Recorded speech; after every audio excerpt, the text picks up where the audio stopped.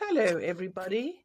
It's me, Fee, or Fiona Timms, otherwise known as White Zulu, author of my autobiography of the same name. And I welcome you all to another chapter of my book. I do hope you're all enjoying my life story, and I must thank all of you for being such dedicated subscribers, especially those who have written such complimentary comments below my videos. They are much appreciated. I would like to point out that the previous South African flag hanging on the wall behind me is not a political statement. It is simply a piece of history in the background of my first 50 years of my life, being born and growing up in my beloved mother country, South Africa.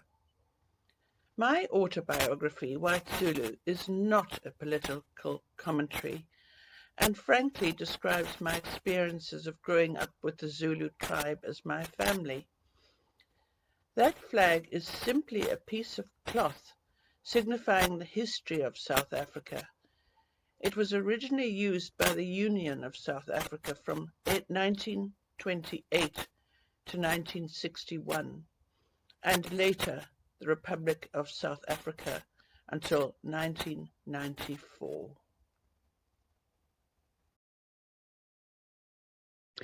Hello again, everybody.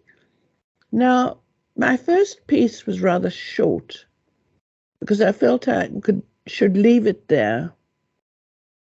Nobody, unless those who are listening who have emigrated from South Africa, knows that deep felt grief when you leave your mother country, possibly for good.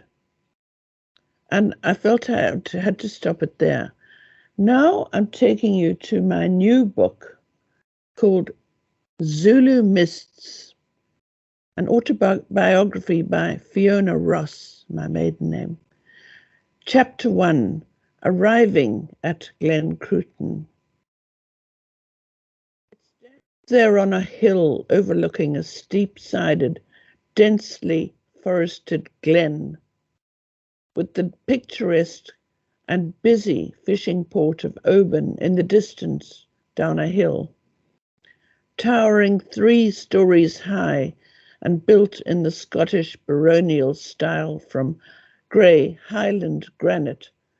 Glen Cruton House is part stately home and part castle, with its turrets and crow-step gables.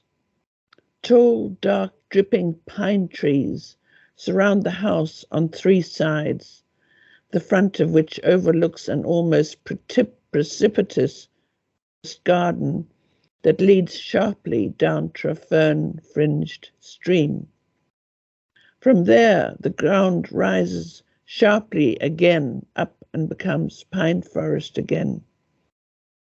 The cage-like crowding in of the pines gives the place a forbidding atmosphere, especially on wet and gloomy days.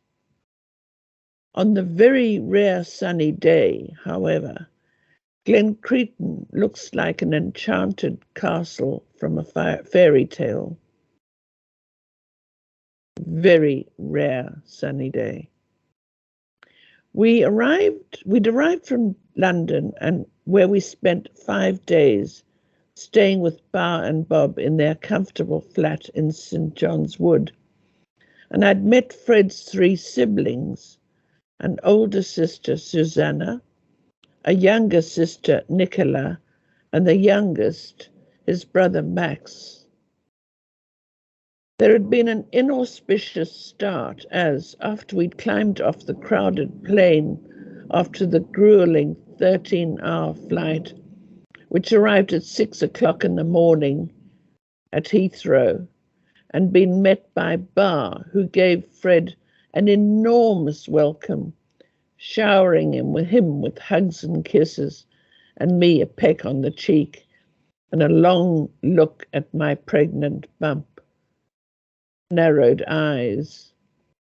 While we were loading our bags into the lift at the flat, Bar had somehow managed to drop her set of car keys, including the keys to the flat, down the narrow gap between the lift and the shaft, never to be seen again. The flat superintendent had to be tracked down so that he could let us in to our apartment, which took well over an hour while Fred and I drooped from jet lag and exhaustion after the sleepless night on the plane. Our journey had really begun in Durban, which was a 2-hour flight to Johannesburg, but one had to leave plenty of time to catch the connecting flight to Heathrow at 7 that evening. So we'd already been travelling since midday the previous day. Once inside the flat, it was lovely, decorated in a long shag-piled carpet. It had a very cosy feel to it, and I began to relax. The following morning, we were having a lie-in to try and shake off jet lag when we were woken by screams coming from the kitchen. Bar had somehow managed to set fire to the kitchen wall by pulling the gas stove slightly away and breaking off a main pipe. While Fred called the fire brigade, his mother was busy flapping at the flames with a dishcloth, fanning them to greater heights. Fortunately, the firemen arrived very quickly and managed to put it out without having to douse the kitchen with great amounts of water. But by now the cooker was completely out of operation. Bar spent the next 2 days organizing a new gas cooker to be installed. By the way, cooker is British for stove. And have her spare keys posted first class from Glen Cruton. The next few days went by pleasantly enough, with Fred's sisters and brother obviously delighted to see him again. They were cordial with me, and by now Bob had joined us from his job in a factory in Stockport, somewhere in the middle of England. He was semi-retired by then, and only went down there for meetings and other important occasions. Bar and Bob then left to drive back to Scotland, leaving Fred and me to catch the overnight train up there. The others lived and worked in London. Once, having boarded the express sleeper train to Scotland and settled in for the night, I realised, not for the first time, that I can never sleep on a train. Having once or twice travelled on the school train from St Anne's to Johannesburg, when my parents were overseas, and my younger sister Delia and I were to stay with Nicolette, my older sister, at the end of term. The second time in less than a week, I can't sleep on planes either. I had yet another sleepless night listening to the monotonous clackety-clack of the wheels on the rails. We arrived at our destination, Crianlarich, in the pitch dark at 8 in the morning in mid-December. Rain was pelting down on the small windswept platform, and Johnny, the Mackay James general factotum, hurried across to meet us. He was a short, wiry man with bandy legs. His head barely came up to my shoulder, of indeterminate age and dynamic energy, with an unintelligible, raw West Highland accent. He had a sharp, dark, wavy hair, twinkling blue eyes, and a face which reminded me of a benign weasel.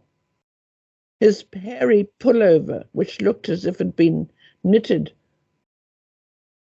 Highland terrier. That should be, he wore a hairy pullover. He piled our bags into the back of a station wagon, referred to puzzling as the shooting brake, and we started off for Oban. As dawn broke, my first view of the Scottish Highlands was of sodden, waist-high, brown bracken, half flattened in places by the driving rain. Gushing white waterfalls cascaded down each gully on the steep, dark mountain sides, which soared up so high that I had to crane my neck at the car window to be able to see their craggy tips in the dim light. There was the odd sheep standing disconsolately with its backside facing the driving cold rain. They were so unlike our merinos with their cream-coloured, tightly packed wool, sweet little faces and neat rounded heads, eagerly cropping a tawny grass in the veldt in bright African sunlight. To me, these Scottish ruminants hardly resembled sheep at all. They had a shabby, dingy sort of wool, which hung in long, untidy strands off their backs and flanks. With their Roman noses and downturned mouths, they looked as if life had dealt them a bitter blow. Understandably, I thought, considering the conditions they were being subjected to in this dismal weather, and were contemplating lying down to die. The town of Oban looked cosy and inviting, with its brightly lit streets and illuminated shop windows displaying scarlet, blue, green, and soft purple, heather-coloured tartans, which glowed in the mellow golden lighting. But we passed straight through and drove up a hill behind, past a golf course, which Fred told me is part of Glencruton Estate. It's so boggy in places that when our golf balls land, they sink into the mud and disappear completely. There's also a shinty field over there, which also belongs to us. Fred pointed to a flattish patch of muddy mire with rudimentary goalposts at either end. What's shinty? I asked, peering through the gloom. The Scottish version of hurley. What's hurley? Basically, it's the Irish version of hockey, but played with very few rules. It's a savage game with men in knee-deep mud thrashing each other with their sticks. There's no such thing as a foul, and they can hit each other over the head if they feel like it. Sounds like Aussie rules football with sticks for extra fun, I said. Something like that, he replied. The other biggest attraction is that they all go to the pub afterwards and get pissed together. It's a grand day out for young Highlanders. A little further up the hill and just off the left side of the road, sprawled among knee-deep high dead bracken, I saw an untidy half dome, rather like a Nissen hut made from dirty canvas.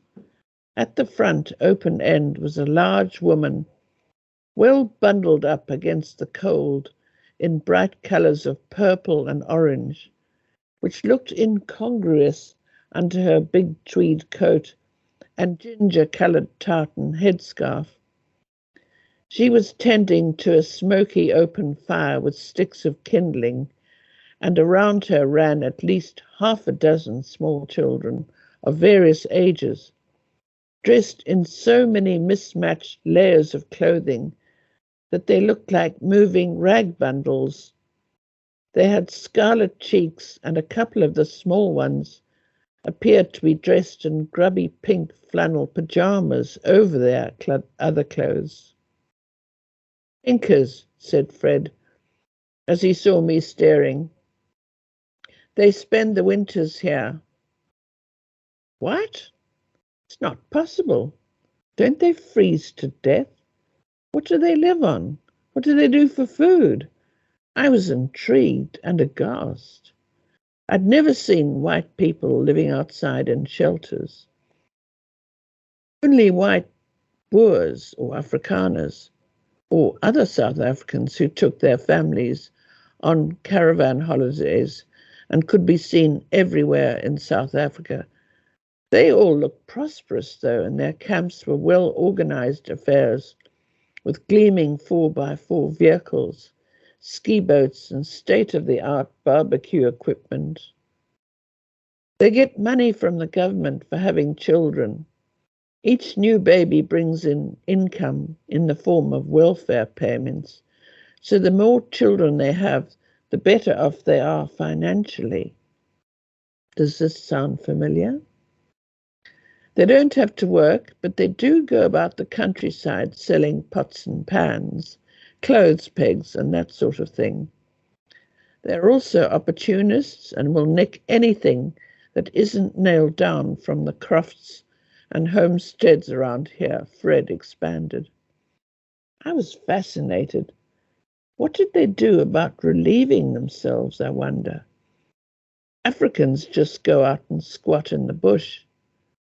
But the conditions on that highland hillside amid the wet, scratchy bracken did not exactly lend themselves to a pleasant image of one's bare bum being raked by those icy winds. I hadn't, of course, come across nettles yet, and there'd be none of those lovely, soft-scented bonga bonga leaves. Zulu for thank you, to use for wiping. We always used those as kids on the farm. They were just perfect. That is all for the time being, and there's more to come next week.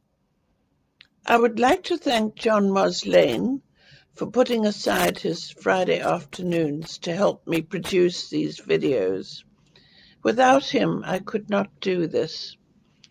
I would also like to thank Sean van Vuren for his sterling work in uploading my videos to my YouTube channel, adding the photos, as well as managing my channel so professionally.